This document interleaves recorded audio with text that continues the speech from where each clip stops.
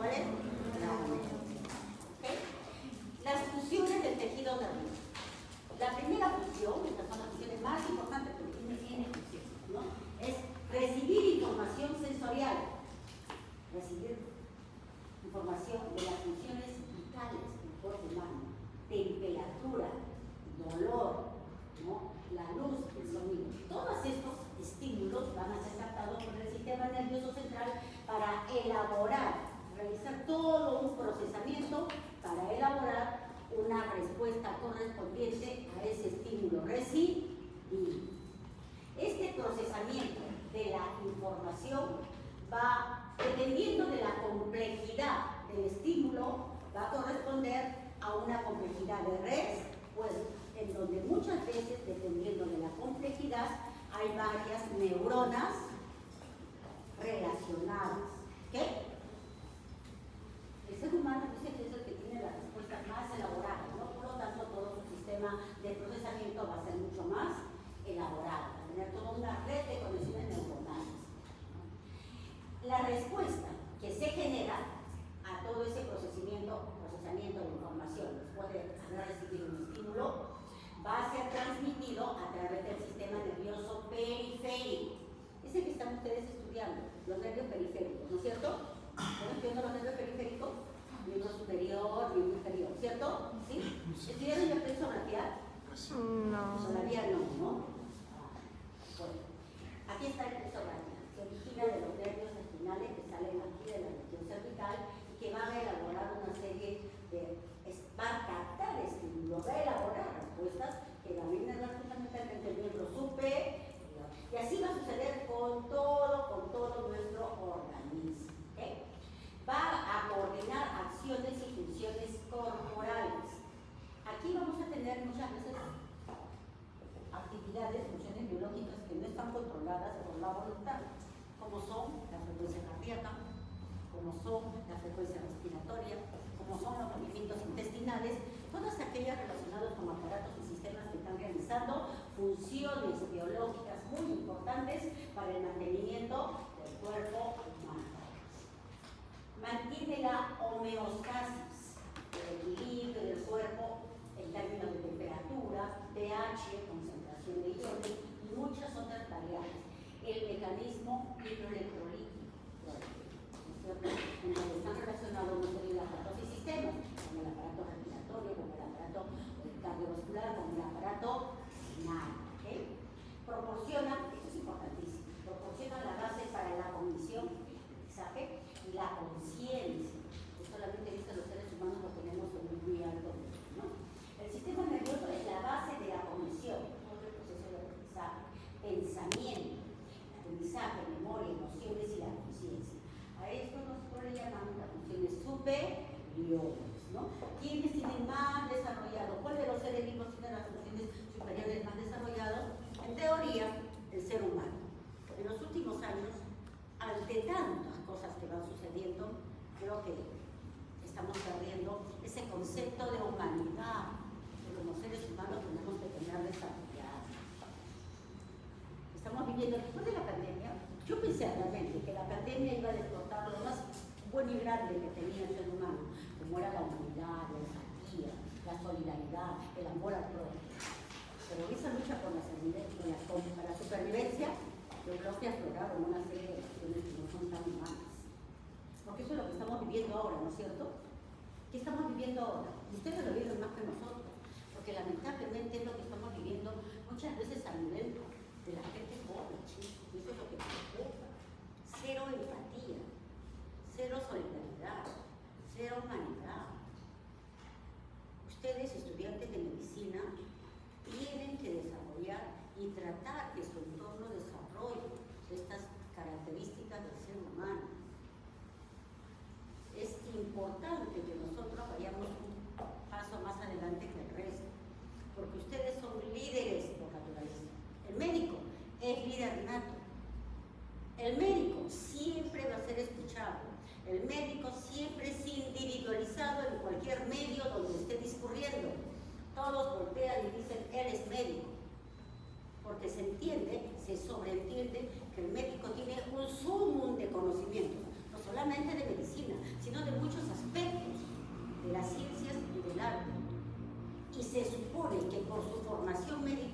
tiene desarrollado muchas características y competencias de humanidad, de humanismo, de calidad humana, de calidez humana, de empatía, esa palabra que realmente debemos aprender a aplicarla con todo nuestro entorno, pero aplicarla para conducirnos a avanzar, no para justificar cosas que no se deben justificar y que ahora estamos normalizando justificar. Avancemos, muchachos, avancemos. Somos seres humanos con los niveles más altos de desarrollo de las funciones superiores. No quisiera repetir un refrán, pero yo hace muchos años yo era muy empática con los seres humanos, pero ahora amo más a los perritos. Sí, tengo 6 perros, tenía 7, ya uno murió porque ya era muy viejita, ya no permito. Seguro que voy a tener más, porque el grado de amor que tienen estos animales realmente supera el grado de amor que muchas veces damos los seres humanos. Para ellos no hay ingratitud, los seres humanos somos muy ingratos, empezando por nuestro entorno inmediato, que son nuestros padres. ¿Cuántas veces les han dicho que los quieren a sus papás a ustedes en el último año? ¿Cuántas veces los han abrazado así? No porque sea su cumpleaños, no porque sea el día de la madre, el día del padre, simplemente porque les nace abrazarlos y agradecerles que por ellos, por lo pesados y chinchosos que son, ustedes están acá. Entonces, aprendamos a transmitir ese gran sentimiento de gratitud que es característica del ser humano, pero yo lo aprendo cada vez con mis perritos. Porque le den de comer o no de comer, siempre están felices de ver que te ponen la cola, ¿no? Así es.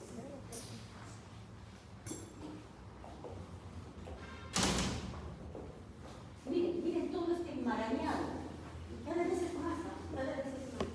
Ahora con el descubrimiento de los nuevos conceptos de neuroplasticidad, realmente el mundo del conocimiento de todo lo que es el sistema nervioso ha crecido muchísimo. Y aquí tenemos la complejidad de lo que nosotros vamos a tratar de aprender en forma breve en estas 2 clases, porque lamentablemente pues muy pequeño todo lo que nosotros les podemos dar a ustedes y que deberían aprender a ahondarlo con los libros. Hemos estado en la revisión del examen y me apena muchísimo que algunos quieren objetar a una u otra respuesta por el PPT. Doctor, en el PPT un estudiante jamás justifica sus conocimientos en un PPT. Porque los conocimientos del PPT son un resumen de muchos libros que ustedes tienen que leer. Si un estudiante de medicina no se acostumbra a leer libros, ¿dónde estamos? No puede limitarse a lo que yo en 2 horas. ¿Qué 2 horas? 1 hora y 40, ¿no? 1 hora y 40 les voy a dar. Lean, por favor, lean. El conocimiento está ahí.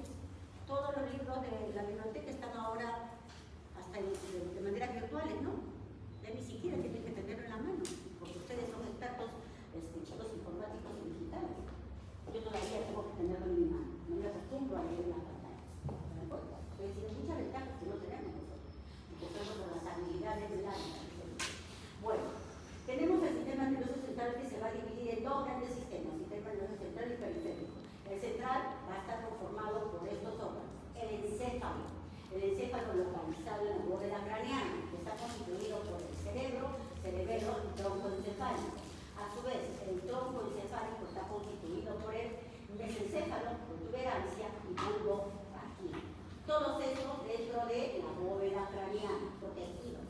Y la médula espinal, localizada dentro de la columna vertebral, sistema nervioso central. Y tenemos el sistema nervioso periférico, que va a tener también 2 componentes. El somático, a través de los nervios periféricos, que son espinales, el nervio raquídeo, y el sistema nervioso autonómico, neurovegetativo, a cargo del simpático y el parasimpático.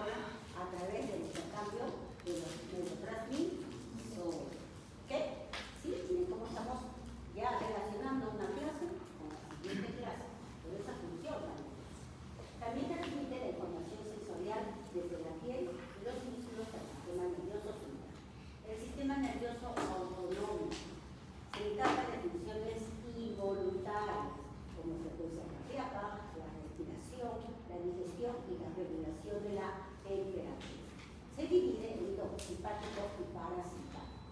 El simpático es el que prepara el cuerpo para la lucha o la huida, una situación de estrés, una situación de emergencia. Y el parasimpático, que promueve la recuperación y la relajación. Se supone que el simpático funciona de día y que el simpático se activa de noche, en el sueño.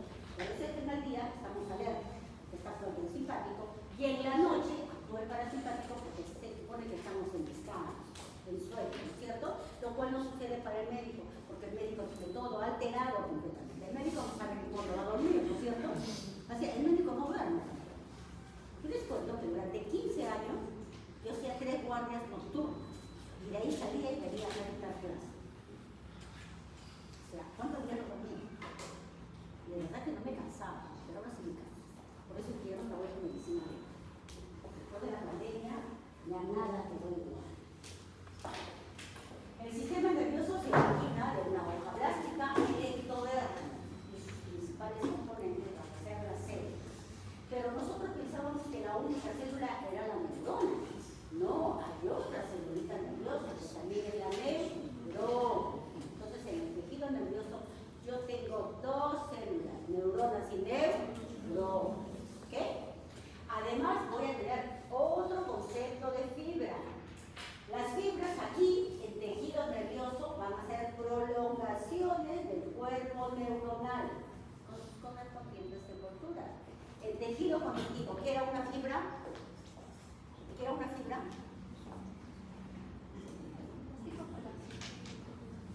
El tejido conectivo, ¿qué era una fibra? ¿Qué era una fibra? A ver, aquí lo que les encanta hablar. ¿Qué cosa es el tejido conectivo? ¿Qué era la fibra? Era una estructura componente del tejido conectivo. Tengo de fibras, colágenas, elásticas y la retina. En el tejido muscular, ¿qué cosa es fibra? Célula muscular. ¿Y qué cosa es en el tejido nervioso fibra? Prolongaciones citoplasmáticas del cuerpo neuronal. ¿Se dan cuenta? Miren, una sola palabra, fibra, dependiendo del tejido, tiene un diferente significado. ¿Ok? Entonces, es imperativo que el médico hable con precisión. ¿Es imperativo? Claro que sí, muchachos. Y ustedes deben aprender a utilizar adecuadamente el vocabulario médico, que siendo español tiene diferentes significados, inclusive dentro del mismo curso, porque va a ir variando dependiendo del tejido que estemos estudiando.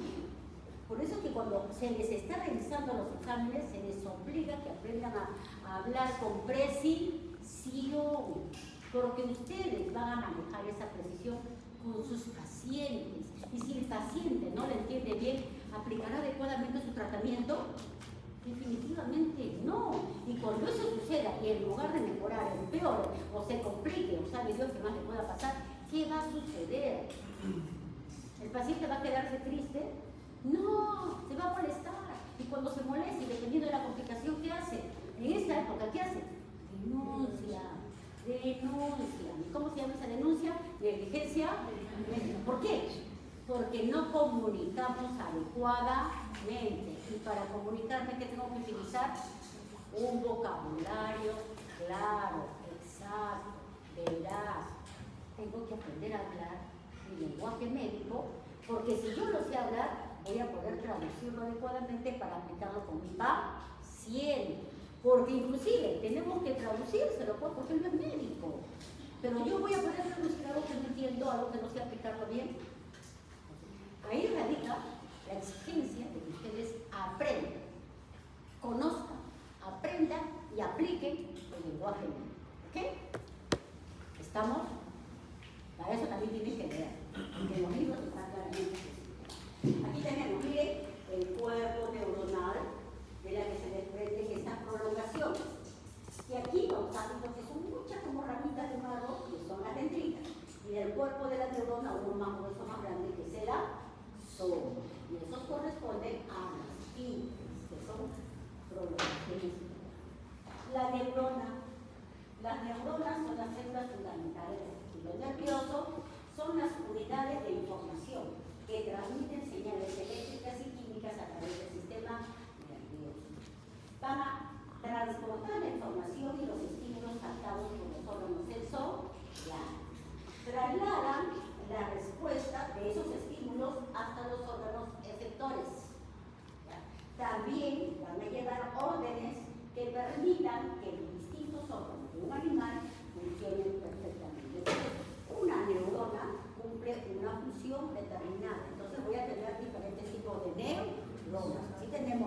fotoneuronas, que son las que ejecutan los movimientos, y tenemos neuronas sensitivas, que son las que captan los diferentes estímulos sensoriales. Entonces, para cada función voy a tener diferentes tipos de neuronas. Por eso es que yo en la respuesta elaborada voy a tener una cadena de neuronas interconectadas. Cuanto más compleja es la respuesta, mayor cantidad de neuronas involucradas. Aquí tenemos, a ver, vayan familiarizando. Esta es una lista, no la mía histológica. Todas las clases, vean los PPTs y vean las imágenes. Todas van a corresponder, la gran mayoría, a láminas histológicas del curso. Yo las incluyo para que ustedes se vayan familiarizando. Entonces las van a estar viendo en la práctica. Entonces, a veces dice, doctora, no encuentro, no tiene el PPT, porque de verdad que me ha dado el trabajito de colocar, tomar fotos y colocarlas, para que ustedes desde la clase teórica ya vayan familiarizándose con aquello que ustedes van a ver en su práctica. ¿Ok? Entonces, aquí tenemos, miren, esto es un corte médula espinal, médula espinal. Aquí tenemos toda la sustancia intercelular. Aquí estamos viendo esta celulita que corresponde a una neurona. Aquí tenemos prolongaciones, que en realidad todavía no podemos saber si son dendritas o a lo mejor una de ellas será un axón, porque tendríamos que verla completa, ¿cierto? Aquí estamos viendo esta parte central, llamado claro, que es el núcleo, y la parte central del tejido, el nucleolo, porque característicamente siempre todas las neuronas van a tener un núcleo muy vesiculoso con un nucleolo prominente. Eso es característico de todas las neuronas, de todos los tipos de neuronas. Ahora, alrededor hay estas pequeñitas, estos núcleos chiquitos que están acá, ¿las ven? ¿Sí? Estas son neuroglías. Las neuroglías siempre van a estar estrechamente relacionadas con las neuronas. ¿Ok? Por si acaso, acá se ve como espacios virtuales. Estos espacios no existen, no deberían existir. No es que la neurona esté localizada en una cavidad, ¿no? En su neuroplasto. No existe. ¿Ya? Porque como teníamos condroplasto y osteoplasto, podríamos pensar, porque estamos viendo como algo que la rodea, ¿no es cierto? No. Simplemente que a la hora de la inclusión del tejido, el tejido se ha desprendido, porque debería estar acá como acá, la neurita bien incluida en su tejido. ¿Qué?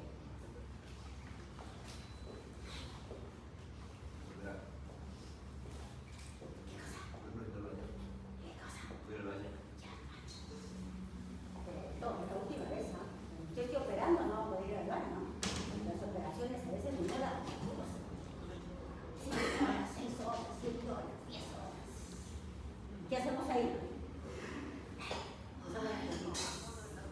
Sí, así sucede, chicos, claro. Porque uno ocurre que entra a la sala, no sale, porque si sale es todo un proceso de esterilización. Aquí tenemos, miren, la neurona, el pericardio, cuerpo neuronal, el soma, las dendritas, el axón y la sinapsis, estos son todos los componentes de la neurona. Y aquí la denominan cuerpo neuronal o pericardio. De ahí se desprenden como ramitas las dendritas y un solo axón. La parte final del axón también tiene una terminación, que es el telodendrón. Estas dendritas tienen unos puntitos que se llaman espinas dendríticas o gémelas, que son los puntos de sinapsis. La sinapsis no es en cualquier lugar, son los puntos de definimiento. ¿Ok? El pericardio, también llamado cuerpo neuronal o soma, aquí está, ¿ya? Es la parte central de la célula, es la zona lógica, porque allí voy a tener al núcleo que tiene la información genética. El citoplasma también va a presentar los órganos celulares. ¿Qué cosa habíamos estudiado ahí en el cuerpo neuronal soma? Pericardio, ya lo hemos visto, lo hemos dibujado. Los gránulos que correspondían a las mitocondrias y los ciclos plasmáticos rugosos. Muy bien, muy bien. Del pericardio, del cuerpo neuronal o soma, van a ser el axón y las dendritas, que son los componentes fibrilares. ¿Ok? El axón. Aquí está, miren. Acá, miren, este es el cuerpo neuronal. Miren cómo emerge los axón. ¿Ok? El axón es de forma cilíndrica y nace desde el cono axónico. Esto de acá es el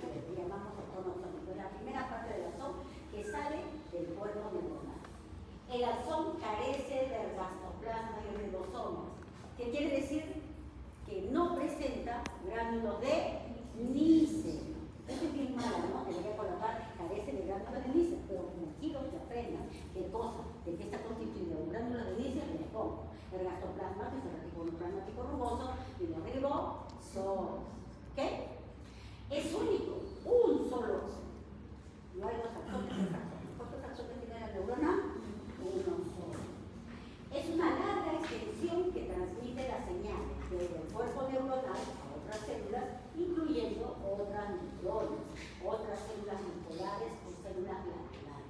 El axón puede ser muy largo, dice que puede llegar a medir hasta 1 metro o más en los seres humanos, ¿no? O sea, puede ser que sale, a lo mejor está acá en un ganglio posterior, y sale, y tiene que irse hasta mi brazo, o tiene que irse hasta la puntita de mi pie, ¿no? Muy largo puede ser una.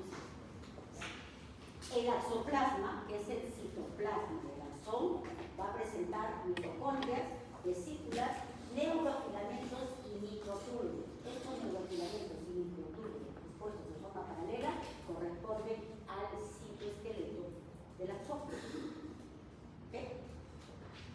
El axón conduce el impulso nervioso en dirección centrífuga o efferente.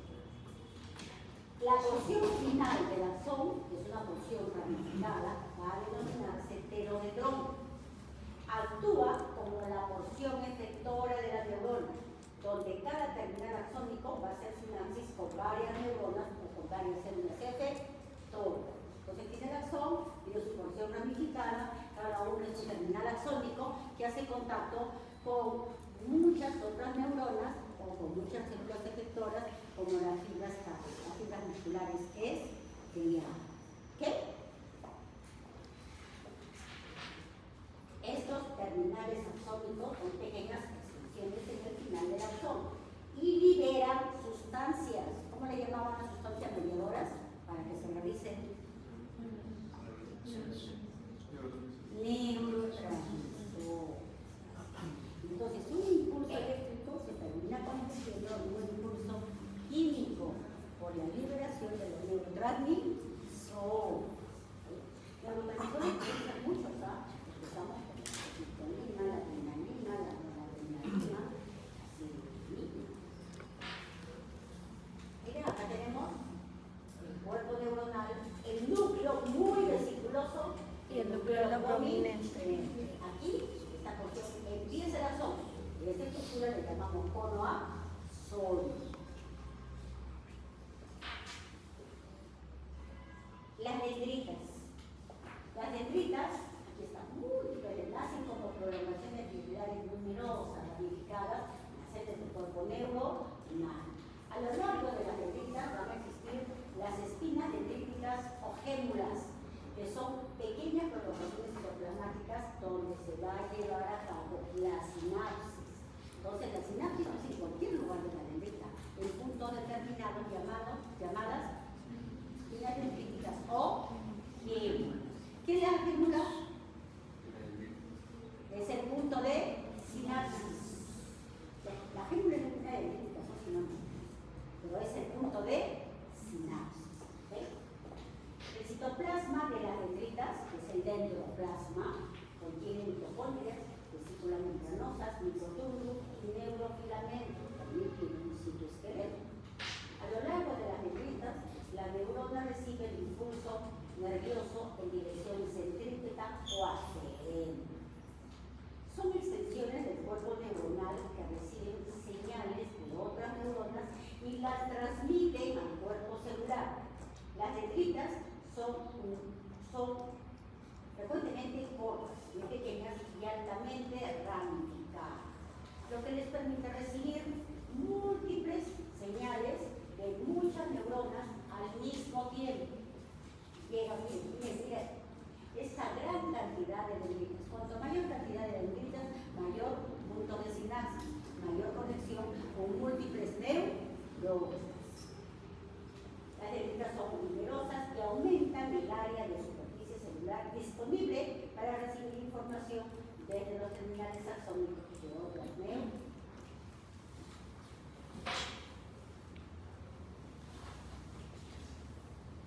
Importante, nosotros cuando estudiamos los órganos órganos del sistema nervioso central. ¿Cuáles serán? ¿Cuáles serán los órganos del sistema nervioso central? Cerebro. Desarrollemos todo. Cerebro, cerebelo, el terminal, el tronco encefálico. ¿Cuáles son los componentes del tronco encefálico? El encéfalo, el rotoideo y el rotum. En los órganos del sistema nervioso central voy a encontrar dos zonas claramente definidas: la sustancia gris y la sustancia blanca. En cada una de estas zonas voy a tener componentes diferentes de las neuronas. En la sustancia gris, ¿qué voy a encontrar? En la sustancia gris del sistema nervioso central, en los ganglios del sistema nervioso perfecto, voy a encontrar los cuerpos neuronales, los somas o pericarios, la mayor parte de las dendritas y los telodendrones. Sustancia gris, ¿de qué está constituida?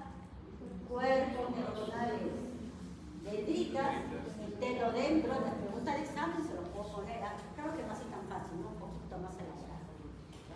¿Qué voy a encontrar en la sustancia blanca? Los axones. Los axones forman la parte funcional de las fibras nerviosas y se concentran en las fases de la sustancia blanca del sistema nervioso central y en los nervios del sistema nervioso periférico.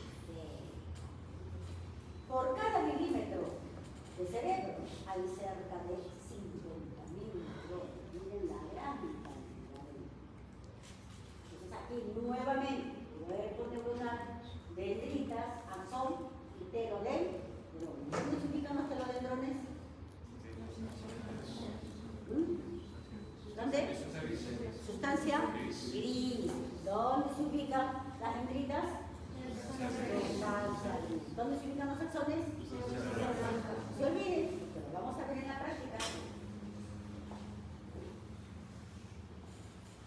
El tamaño y forma de las neuronas van a ser muy variables. Varían su localización y sus funciones. Por ejemplo, en relación al tamaño, las neuronas de la capa granulosa del cerebelo son las más pequeñitas, 4 micras, y las neuronas piramidales de la médula espinal miden 100 microgramas. Aquí, miren esta lista de acá, esto es corte de cerebelo.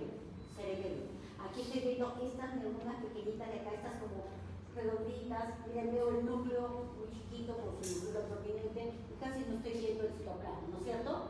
Estas son neuronas ganglionares de la capa granulosa de la corteza del cerebelo y son un ejemplo de neuronas muy pequeñitas. Aquí abajo tenemos médula espinal, tenemos estas neuronas multipolares de forma más o menos triangular que corresponden a neuronas de mayor tamaño.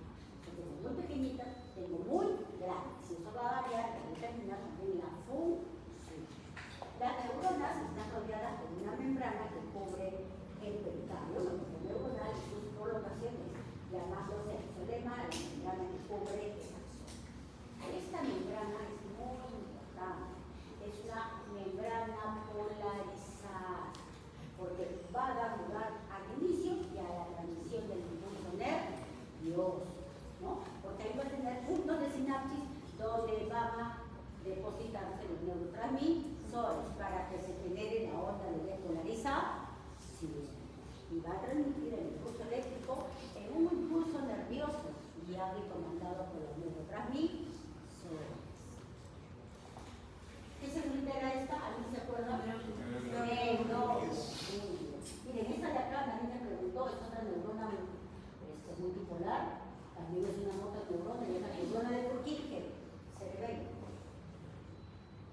Es lo que aquí está el núcleo. Miren cómo es el núcleo. Es esférico, es grande, una posición central en el cuerpo neuronal y es muy vesiculoso. Posee un nucleolo prominente. La función está vinculada con la síntesis de ácido nucleico y su transferencia al citoplasma para la síntesis de proteínas que influye a la acción. Porque teníamos ya que la neurona produce proteínas, ¿cierto? Es rico en neurogratina.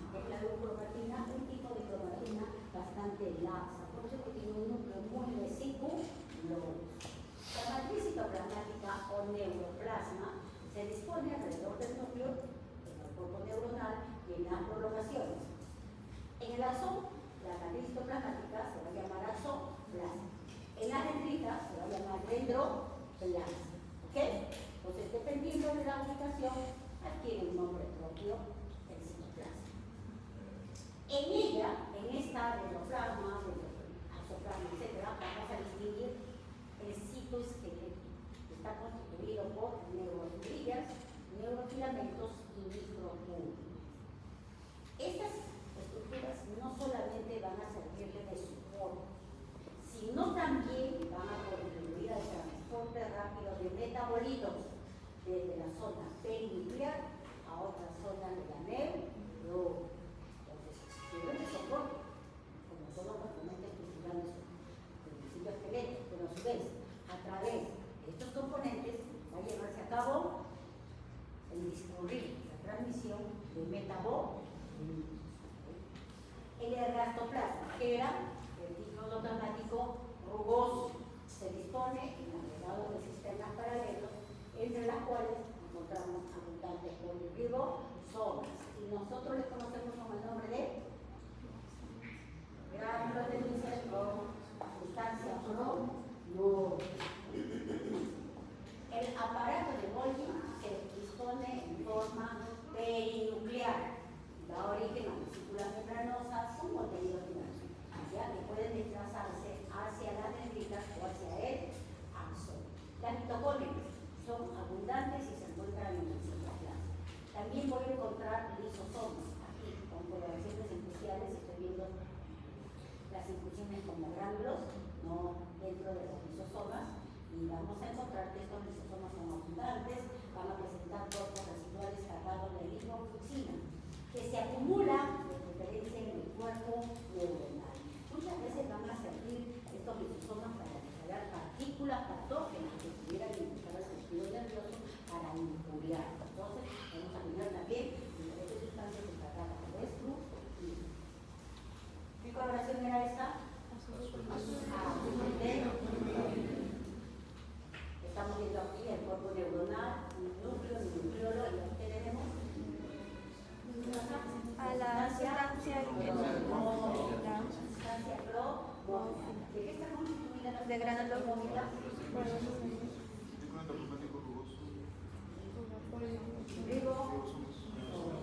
La sustancia cromófila, acá está bien, o gránulos que dicen, ¿dónde está ubicada? El cuerpo neuronal y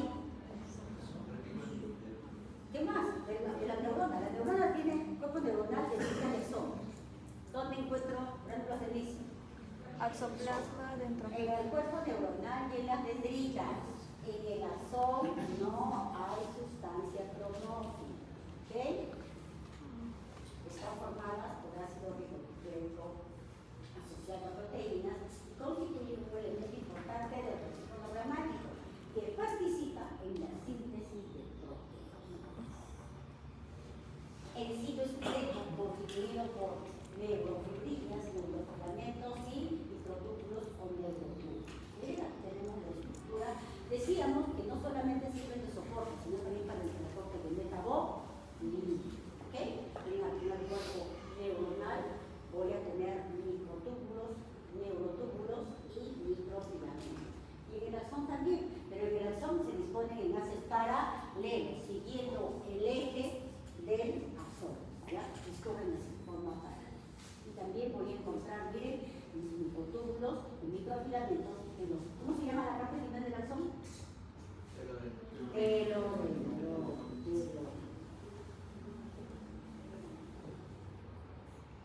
Aquí tenemos los tipos de neurona. Este es un rústica, beta, monopolar, una sola colocación.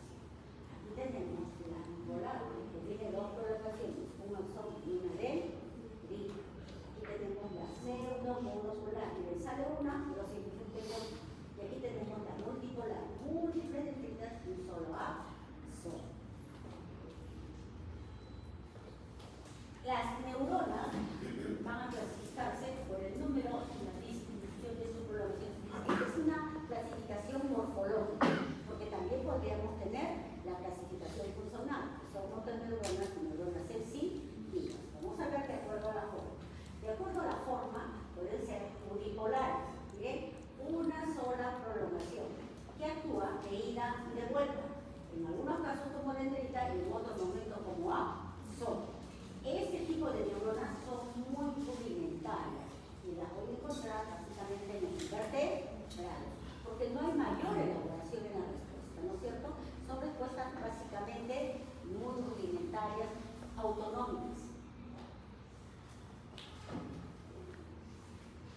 Las bipolares, miren, tienen dos programaciones.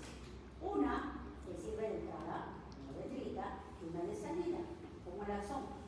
Atraviesa el cuerpo neuronal, miren, ve, ingresa el estímulo, pasa por el cuerpo neuronal, se elabora la respuesta y sale por su axón.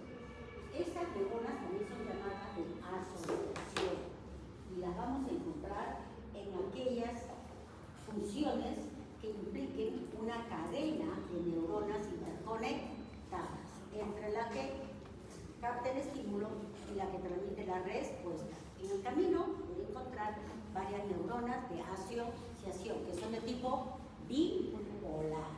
¿Okay? ¿Dónde lo encuentro, por ejemplo? En la retina. La retina es una estructura del globo ocular que tiene 10 capas, 3 de las cuales son de neuronas. Y las intermedias terminan siendo de tipo bipolar, ¿no? Un extremo capta y la otra extremo la transmite. ¿Ok?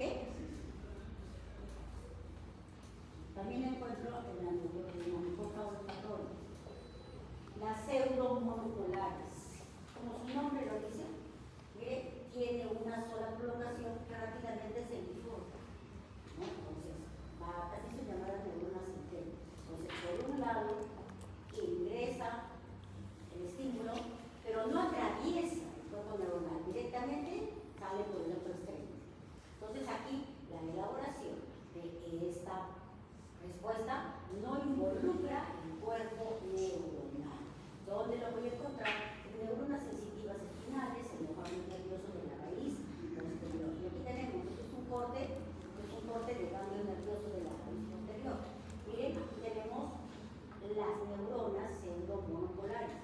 A ver, ¿dónde se ve una bonita? Aquí vemos esta letra. Miren, en el núcleo vesiculoso y el núcleo prominente, característicamente presenta una corona de células satélites que lo encapsulan.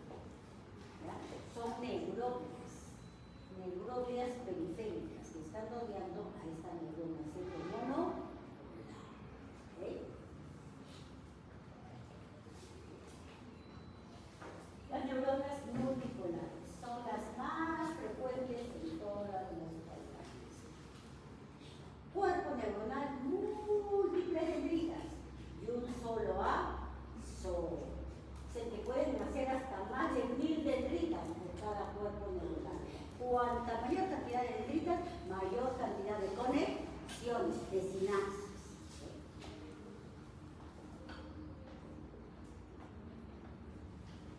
Cerebro. El cerebro es un órgano del sistema nervioso central, localizada en la bóveda craneal, y va a presentar diferentes lóbulos.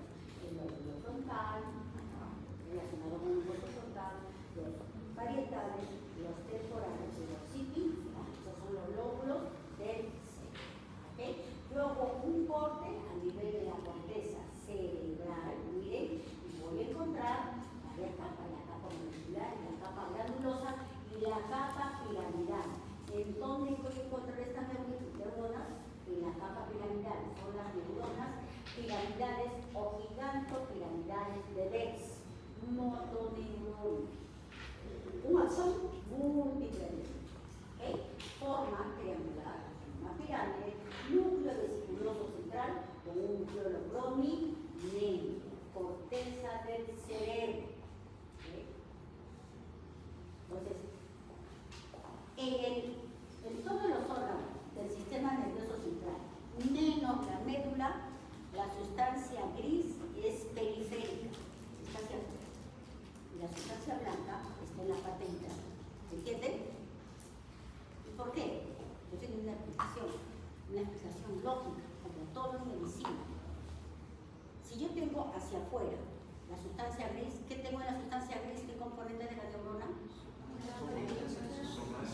Cuerpo neuronal, dendritas y telo. ¿Qué tengo en la sustancia blanca que es interna? O sea, que no sale hacia afuera, no sale hacia la base del cerebro. Los axones. Los axones.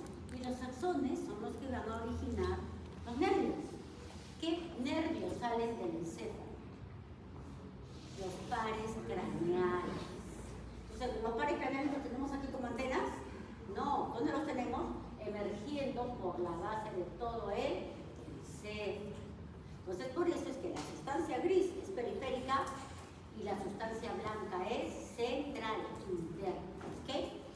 que no sucede en la médula espinal. ¿Por dónde salen los nervios periféricos? ¿De adentro o hacia afuera? Hacia afuera. Hacia afuera. Entonces, ¿cómo es la sustancia gris? ¿La sustancia blanca? Hacia afuera. Periférica. ¿Cómo es la sustancia gris? Interna. ¿Se dan cuenta? Miren, sin necesidad de yo leer mucho, solamente pensando eso, ya puedo deducirlo, ¿no es cierto? En la capa piramidal dijo que estaban las mononeuronas. Las neuronas, esta de acá, la neurona piramidal, también llamada giganto piramidal de Betz, el anatomista que la aplicó, la describió y le puso cerebelo. El cerebelo, aquí está, mire, es otro órgano del sistema nervioso central. Mire, tiene una corteza, tiene una corteza muy sui generis, ¿la ven? Miren, cuando la quino con hematoxina, la usina, la veo así, como un árbol, ¿no? Los antiguos anatomistas decían el árbol de la vida. Cuando yo corto, miren, aquí yo voy a, esta zona de acá la voy a aumentar, ¿ya? La veo acá, con más detalle, ¿sí? ¿Sí? ¿Estamos viendo? Entonces yo voy a ubicar dos zonas. Una zona densamente poblada, con mucho celulitis, la zona granulosa de la corteza cerebelosa. Y una zona más válida, equilibrada, la zona molecular de la corteza cerebelosa. Y en el medio aparecen estas hermosas células muy grandes que son las neuronas de Purkinje, la capa de neuronas de Purkinje. Entonces, ¿cuáles son las capas de la corteza del cerebelo? La zona granular, la capa de neuronas de Purkinje y la capa molecular. ¿Ok? Que termina siendo sustancia gris de disposición periférica hacia afuera. ¿Ok? ¿Sí? Entonces, ¿qué zona será esta? Granus, esta, la fibri, la molecular. Aquí que encuentro en esta unión, la capa de Purkinje. Acá miren, salen dos relaciones que luego se ramifican. Tiene forma piriforme, un núcleo vesiculoso de posición central con un núcleo de prominente. La médula espinal, aquí está. Eso de acá que es como una, miren, acá. Primero miramos acá, esto es anatomía, ya, eso ustedes lo van a ver en neuroanatomía. Todavía no sé, ¿no? Pero ya van a hacer. ¿No? Lo van a empezar, ¿no?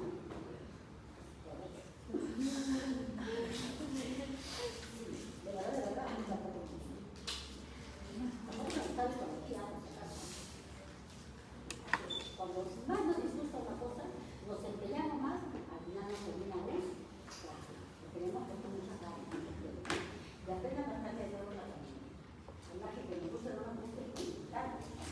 Miren, aquí tenemos la médula espinal. La médula espinal localizada dentro de la columna vertebral, que tiene varias funciones: la cervical, la dorsal, la lumbar, la sacra y la toxina, ¿no es cierto? Todas localizadas dentro. Vamos a encontrar, miren, que esta médula espinal tiene una zona central como un H, ¿la ven? ¿Qué corresponde? ¿Sustancia blanca o sustancia gris? Gris. La que está alrededor, blanca. Muy bien. Y miren, ven, ¿cómo de la blanca van a salir? ¿Qué cosas salen? Los nervios raquídeos, ¿no es cierto? Esos que luego van a salir para formar todos los nervios periféricos. Y aquí, de la cervical, su famoso plexo braquial. De aquí, de la dorsal, todos los nervios dorsales. Todos los que van a ir inervando todo nuestro cuerpo. Es coloración especial. Podemos empezar, doctora. La sustancia blanca no era más clara, claro que es más clara. Pero con el matoxineo, sí. Con coloraciones especiales que tienen la mielina. Porque la sustancia blanca, ¿por qué es blanca? Porque las fibras nerviosas, el axón, está cubierta de una vaina, la gran mayoría, de una vaina de mielina, que no se tiñe con los colorantes normales.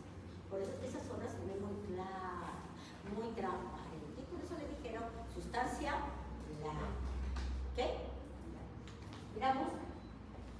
Esto es sustancia gris, ¿no es cierto? ¿Por qué yo digo que es sustancia gris? Porque estoy encontrando en los cuerpos neuronales, ¿cierto? ¿Qué neurona es esta? Entonces, médula espinal.